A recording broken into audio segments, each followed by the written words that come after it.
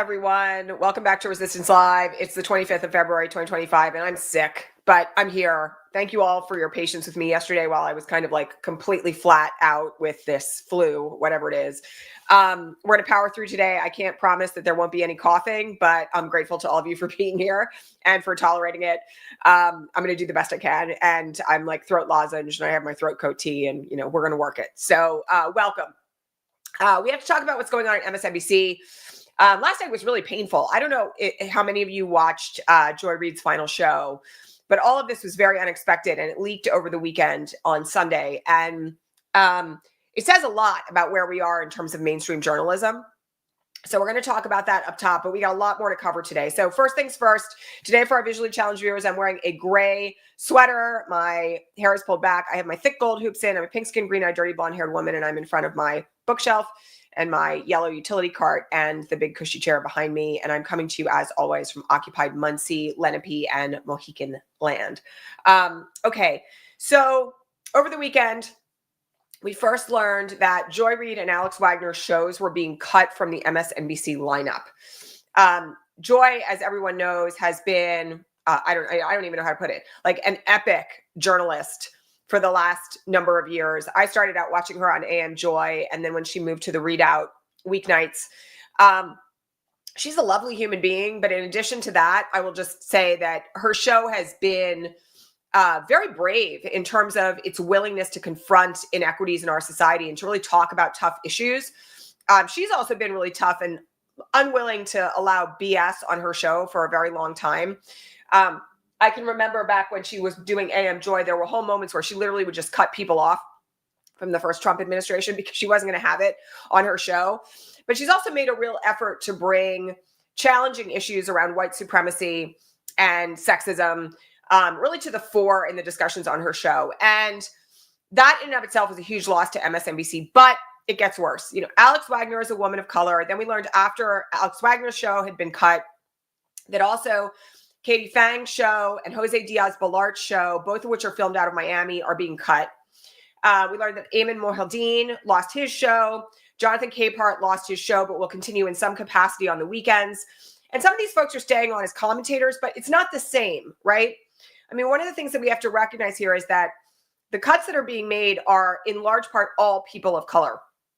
And they're also all, generally speaking, outspoken voices against the current regime. And so one of the things that I just find terribly disturbing about all of this is that when mainstream media capitulates in the way that MSNBC appears to capitulate, appears to have capitulated rather, we lose critical voices that we desperately need right now. And I'm just really disappointed. I mean, I'm sure Joy is going to show up somewhere else. I have to say, if you watched her show last night and you heard what Rachel Maddow and Nicole Wallace and Lawrence O'Donnell had to say in response to this, you know that this was not something that was welcomed by other anchors at the network. And Rachel actually led her show last night by really calling out the leadership of MSNBC and Comcast generally for cutting her show, for cutting Joy's show. And I have to say that it's really great to see them hanging together. And also my concern about this is that a lot of folks are not consuming independent media the way that you all do, right? You all show up here every day to watch me. I'm sure you subscribe to other Substacks. You watch other channels. There are a lot of people out there who really depend only on like MSNBC, CNN, hopefully not Fox News, to get their information. And if all they're seeing on MSNBC is a kind of like whitewashed version of politics, that's not ideal.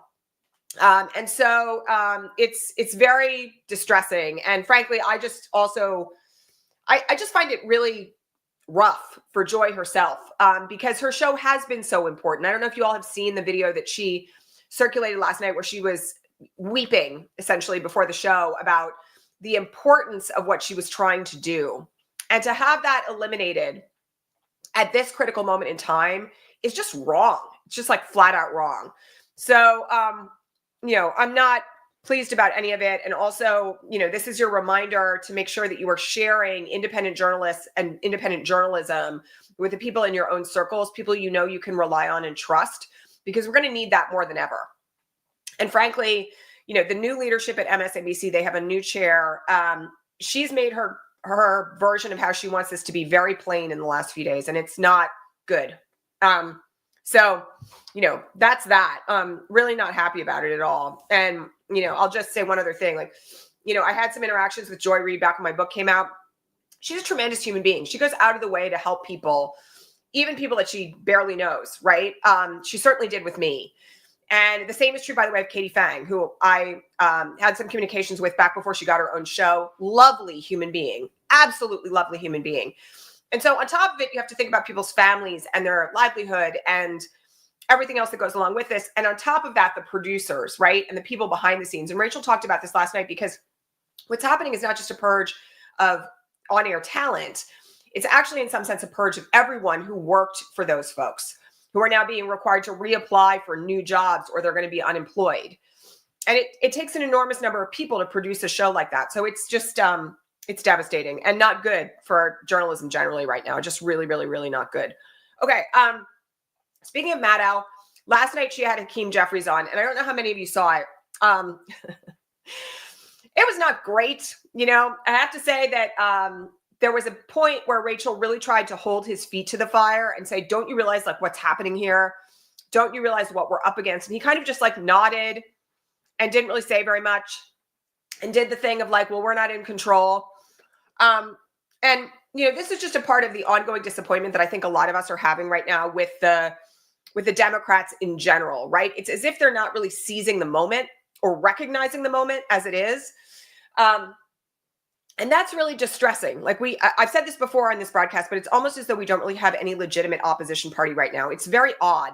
And I just don't, I don't know what it's going to take to wake some people up, right? It's very clear what's happening to like every federal employee, right? I don't know why it's not clear to the Democrats in Congress, except for a handful. So, very much not pleased about that. Okay. Speaking of federal employees, over the weekend, the 5 questions email came out, which I think everybody knows about right now. But essentially, like Elon Musk announced on X that he was going to send this email to every federal employee, all 2 million of them, saying you have to give me the 5 things that you accomplished last week. And if you don't submit it by midnight on Monday night or 11:59 Monday night, you're going to lose your job. This set off panic all weekend long inside the federal government. And thereafter, HHS and other agencies said, you are not obligated to respond to this. You're only obligated to respond to your chain of command. So don't feel like you have to. And also, you should be aware that this may be read by malign foreign actors if you respond. That's disturbing in and of itself. And then Elon Musk said, okay, it's voluntary, but then you're going to get a second email. And if you don't respond to that, then you're getting fired. So I just want to make something really clear to everybody. What he's suggesting is illegal. He doesn't get to decide who gets fired and who doesn't. And on top of it, this is very clearly an effort to try to weed out employees that he doesn't want to retain when he doesn't have the authority to do that. What we've learned this morning is from like a deep sourced article with 3 anonymous sources is that the intent of this was to feed all of these answers into a generative AI platform and have that AI platform spit out who should be fired and who shouldn't.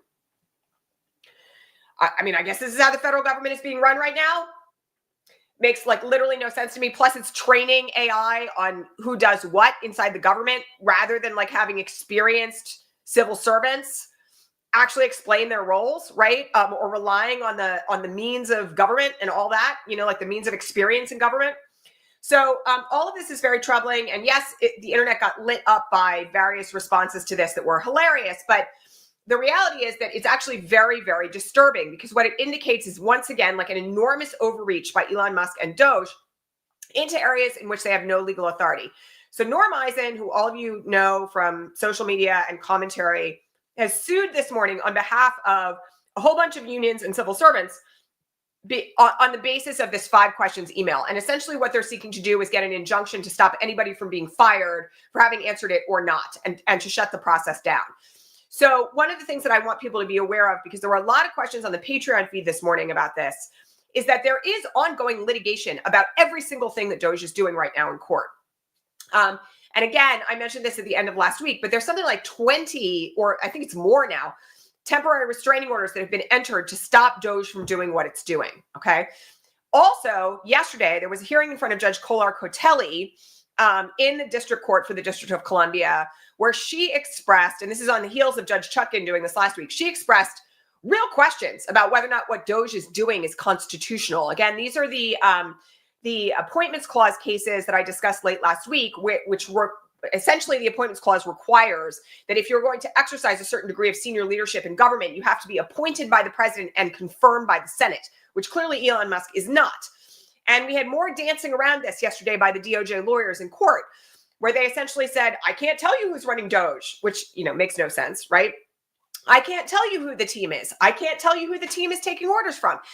And this, borders on the edge of lying to the court, right? I find it extremely hard to believe that they don't know that Elon Musk is running the show. They certainly don't want to commit to that in court because that would undermine their entire defense. But all that said, things are moving in court in ways that are going to land in the process of contempt. So let me touch on that right now, because there were some questions again this morning on the feed about how contempt hearings work.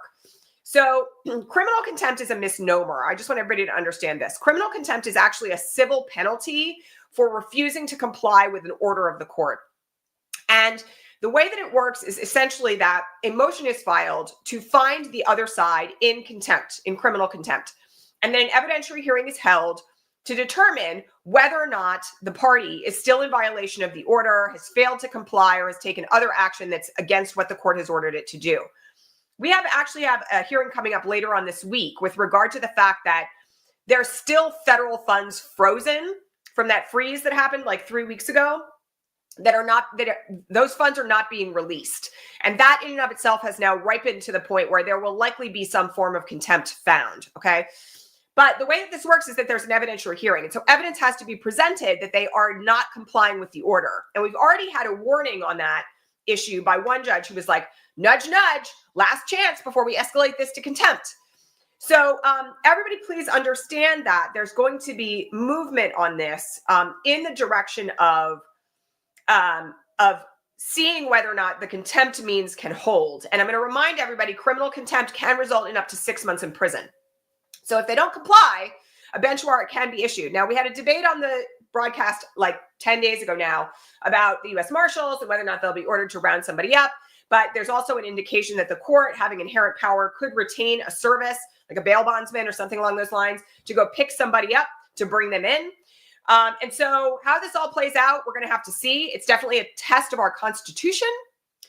And, one of the things that we've got to be extremely thoughtful about here is whether or not the barriers are actually going to hold. I don't know. I would call that a 50-50 at this point. But I do like the fact that there are lawyers out there arguing that if the U.S. Marshals are instructed to stand down, there are other means for the court to actually enforce an arrest warrant. So we shall see what happens with all of that. But things are moving in that direction right now. Okay. We have to talk about the military purge over the weekend. So over the weekend, the Joint Chiefs of Staff was fired by Donald Trump in advance of the end of his 4-year term. For those who don't know, the Joint Chiefs is supposed to overlap administrations to provide for consistency in the military. Our chairman of the Joint Chiefs happens to be a Black man who took who recorded a video that actually is quite beautiful after George Floyd was murdered about his own experience coming up through the military and in life as a Black man. That, even though he was nominated by Trump in the first term to a slightly lesser role, Air Force, nonetheless, that video apparently pissed Trump off. And so Trump has now purged him, purged other officials from the military, and purged the top JAGs, the Judge Advocate Generals, out of 3 branches of the military. So for those who don't understand what JAG is essentially like the law firm inside the U.S. military. And they are responsible for not just advising the branches of the military about what's legal and what isn't, but also enforcing the law against members of the military. So like if a member of the military goes off and commits a war crime, they can be court-martialed and prosecuted by the JAG Corps, okay? So the purge of the military is particularly dangerous because what it in essence is signaling is that if our military officials violate the law in the field in any way, they will not be prosecuted. Now, we can't guarantee that that's the result, but it certainly looks like what they're trying to do is put loyalists into play so that that's the end result. And it's really dangerous, especially when we're in an environment here where fundamentally we know that Trump would really like to weaponize the U.S. military against U.S. citizens. Again, I have to remind you all that, every military officer, every military person takes an oath of office to the Constitution, that you do not have to execute an illegal order. And we know that the Department of Defense was having conversations as soon as Trump was reelected about what they were going to do in the event that an illegal order was issued. Yes, they are trying to chip away at the boundaries that would hold Trump in check inside the U.S. military, but that doesn't mean that the story is over yet. So again, I want people to be mindful that, doomsaying is not the answer here, because we still don't know how this is all going to play out. Does it look bad? Yes. Is it a sign that the military has capitulated? No, not necessarily. And in fact, I think there have been some indicators, at least since Trump took office, that there are people in the military who are not going to go down that route. So we'll see. Speaking of law enforcement and various other means of keeping the American public in line, over the weekend, Dan Bongino was nominated as the deputy FBI chief. He is as many of you know, I think, a far right-wing podcaster who has essentially taken positions in favor of weaponizing the FBI against Trump's enemies. He, combined with Kash Patel, creates an extremely dangerous situation with regard to the FBI. Now, this isn't any surprise to me, but I do think it means that the FBI is going to be used in particular ways that are probably not lawful. However, I'm going to say one other thing here. I know there are some people out there who are like, well, the FBI probably likes this, because there are factions of the FBI that are notoriously pro-Trump, particularly the FBI office in New York has been rumored to be pro-Trump for quite some time. Although they were the people who investigated Rudy Giuliani, so who knows. But one of the things that I just want to point out here also is that career FBI agents are generally not likely to take kindly to being given orders by an insurrectionist and a podcaster. And again, we're going to have to see how this all plays out in terms of how the chain of command holds or doesn't. But one of the things that I just want people to be mindful of here is that the FBI also everybody takes an oath of office to the Constitution. And so we'll have to see how this holds. Again, I'm not going to tell anybody that this is good, because it's not. But simultaneously, one of the things that I keep looking at in all of this is how incompetent they all are. How much they all lack knowledge over the places that they've been given authority. And I'm not convinced that for lifers inside our government, that's all going to play very well. Okay, speaking of that, we have breaking news this morning, which is actually quite significant, which is that right before I went on the air, 21 civil service employees have resigned from DOGE. Now, these are people who were a part of the digital services prior to DOGE coming into place. So these are, again, lifers inside the federal government. They quit because they are refusing to dismantle critical public services. Now, I have to remind everybody, because I know people are going to complain about this in the comments. People are being put in a very hard place, right? They are essentially being told, do this illegal thing or you will lose your job. And if you are fired for cause, you can lose your benefits. So one of the things to keep in mind here is that people aren't quitting because they don't want to push back. They're actually quitting because they have no other alternative. And so this in and of itself is very distressing because it does mean that pressure is being brought to bear to dismantle services that are necessary to the American public. No surprise there. But again, it's a sign of real dissent inside the ranks. And that's something that I've got my eyes on, frankly, because one of the key things here, in addition, as I think you all know at this point, there have been essentially uprisings at GOP town halls over the last week or so. There's been a lot of media coverage of this, in very red districts, of people being very, very upset about what Elon Musk and DOGE is doing. In addition to that, the fallout from federal employees being forced to choose between committing illegal acts and losing their benefits.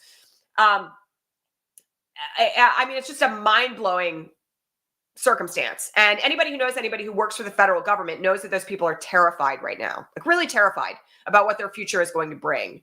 So, we have to keep eyes on that.